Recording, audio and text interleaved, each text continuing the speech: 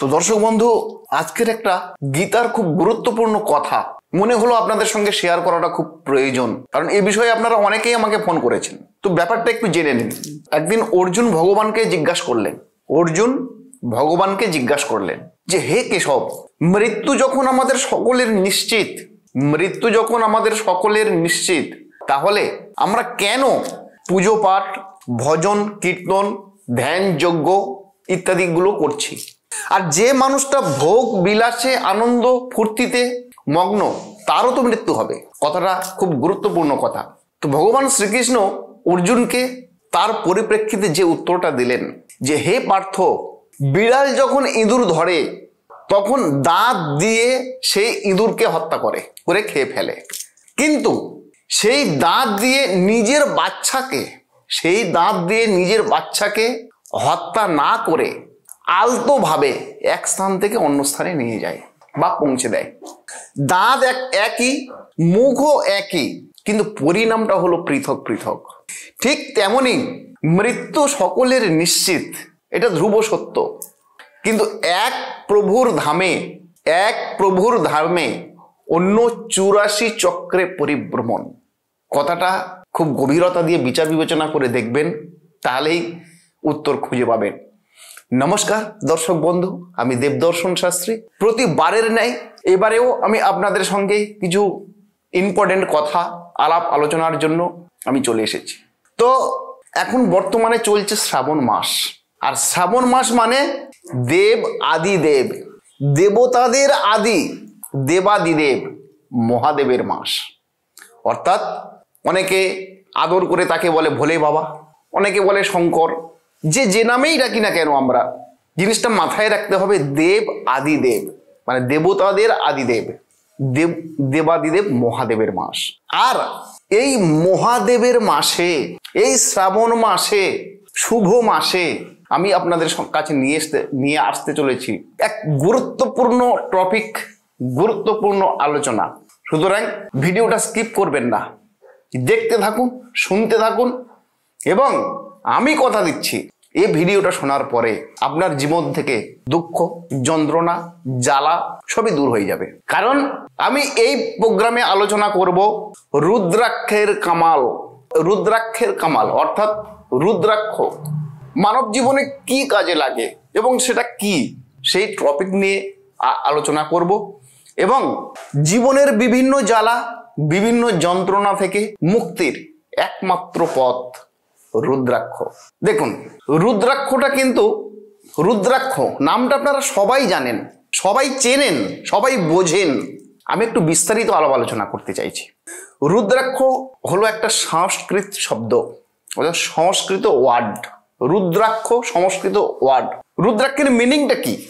রুদ্রাক্ষকে যদি আমি সন্ধি বিচ্ছেদ করি, রুদ্র অক্ষ, রুদ্র মানে মহাদেবকে ইন্ডিকেশন করে, আর অক্ষ মানে চোখ, অর্থাৎ সব টোটাল সাবজেক্টটাকে মিলিয়ে হলো মহাদেবের চোখ, তাকে বলা হয় রুদ্রাক্ষ। তো সুতরাং জিনিসটা খুব ছোট্ট, কিন্তু এতটা হেলাফেলা ভাবে নেবেন না, কারণ রুদ্রাক্ষে খুব কার্যকারিতা। তো রুদ্রাক্ষ হলো একটি বিশেষ ধরনের বীজ, যা হিন্দু ধর্ম এবং বৌদ্ধ ধর্ম এবং সনাতনীদের জপমালা হিসাবে ব্যবহার করা হয়। এটা হলো একটা গাছের বীজ। এই বীজগুলো আধ্যাত্মিকতা, শারীরিক উপকারিতার জন্য পরিধান করা হয়। পৌরাণিক তত্ত্বে ধরা হয়েছে যে একটি রুদ্রাক্ষ আপনার জীবনকে সম্পূর্ণরূপে পরিবর্তন করতে পারে। আর এই রুদ্রাক্ষের যে বিষয়টা হলো, সেটাকে বলা হচ্ছে ভগবান শিবের প্রতীক। অর্থাৎ যার কাছে রুদ্রাক্ষ থাকে, সেটা যদি সঠিকভাবে অভিষেক ঘটিয়ে যদি সেটাকে ধারণ করা হয়, তাহলে আপনার জীবনের সমস্ত জ্বালা, যন্ত্রণা, বেদনা, দুঃখ সবকিছু থেকে আপনারা কিন্তু মুক্ত হয়ে যাবেন এবং 100% মুক্ত হবেন। তো সেই বিশেষ আলোচনা সঙ্গে থাকুন। আপনারা অনেক পেরেন্টস, অনেক পিতামাতা চিন্তায় পড়ে গেছেন, ফ্রাস্ট্রেশনে পড়ে গেছেন, দুঃখে পড়ে গেছেন যে আপনার সন্তান পরীক্ষায় কৃতকার্য করতে পারছে না, আপনার সন্তানের মেরিট সঠিক জায়গাতে থাকছে না, আপনার সন্তান বারংবার ভুলে যাচ্ছে, আপনার সন্তান কিছু মনে রাখতে পারছে না, তার জন্য আপনারা বারংবার ফোন করছেন আমাকে, ফোন করে আমাকে বলছেন যে দাদা এই ধরনের কোনো যদি কিছু থাকে আমাদেরকে বলুন। আর আমি আপনাদের দেব না, এটা কোনোদিন হতে পারে না। কারণ আমার চ্যানেলের যারা সাবস্ক্রাইবার আছে তাদেরকে পরিষেবা দেওয়াটা আমার নৈতিক কর্তব্যের মধ্যে পড়ে। তার জন্য বিদ্যা, জ্ঞান, বুদ্ধি প্রাপ্তির জন্য, বিদ্যা, জ্ঞান এবং বুদ্ধি প্রাপ্তির জন্য 3মুখী ও 6মুখী রুদ্রাক্ষের আপনারা আপনাদের সন্তানদেরকে ধারণ করান। 3মুখী অথবা 6মুখী। এটি ধারণ করার পরে, ধারণ করলে আপনার যে সন্তানটা মনে রাখতে পারতো না, সেই সন্তানটা দেখবেন তীব্র বুদ্ধি সম্পন্ন হয়ে গেছে, অদ্ভুত পরিমাণের স্মরণ শক্তি তার মধ্যে চলে এসছে, স্মৃতিশক্তি চলে এসছে। যারা পড়াশোনায় কমজোরি, যারা পড়াশোনা অকৃতকার্য করছে, যারা পাস করতে পারছে না, এই 3মুখী রুদ্রাক্ষ অথবা 6মুখী রুদ্রাক্ষ যদি আপনারা ধারণ করেন, দেখবেন এর চমৎকারী ফল। এবং যারা সৌন্দর্য জগতে যুক্ত আছেন, গ্ল্যামার্স দুনিয়াতে যুক্ত আছেন, যারা অ্যাক্টিং, অভিনয়, সিঙ্গিং, ডান্সিং এই সমস্ত কিছু করছেন, তারাও যদি এই 3মুখী অথবা 6মুখী রুদ্রাক্ষ যদি সঠিকভাবে সঠিক জায়গা থেকে ক্রয় করে যদি আপনারা সেটাকে অভিষেক করার পরে ধারণ যদি করতে পারেন, দেখে নেবেন রুদ্রাক্ষের কামাল। এবং এটা ধারণ করার বিশেষ একটি পদ্ধতি রয়েছে। আমি এই রুদ্রাক্ষের আলোচনাটা কেন নিয়ে এলাম, কারণ এই শ্রাবণ মাস হলো দেব আদিদেব মহাদেবের মাস।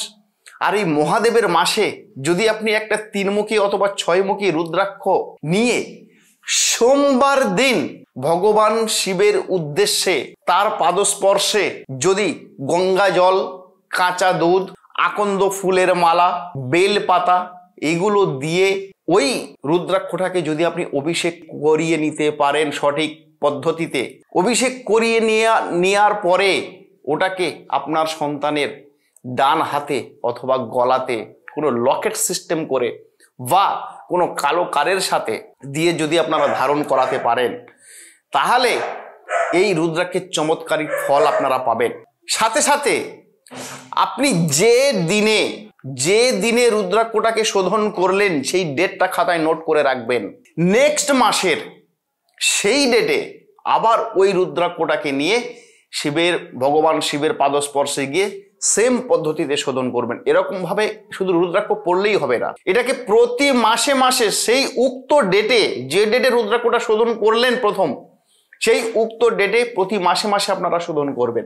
আর যদি সেটা করতে যদি ভুলে যান, যদি অসুবিধা হয়, তাহলে যে ডেটে ফার্স্ট শোধন করলেন আগামী বছরে সেই একই ডেটে ভগবান শিবের পাদস্পর্শে বসে ওই রুদ্রাক্ষটাকে শোধন করে নেবেন। নেওয়ার পরে আপনার সন্তানকে আপনারা ধারণ করতে দিন।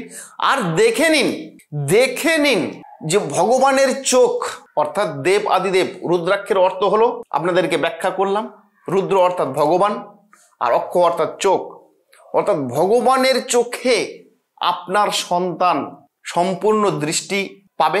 এবং এই দৃষ্টি পাওয়ার জন্য আপনার সন্তানটা খুব ভালো কৃতকার্য করবে, খুব ভালো পরীক্ষায় ফল ভালো করবে এবং খুব ভালো র্যাঙ্কিং করবে। এই ধরনের ভিডিও আমি আবার নিয়ে আসবো। এই শ্রাবণ মাসে আমার রুদ্রাক্ষ নিয়ে আলাপ আলোচনা চলবে।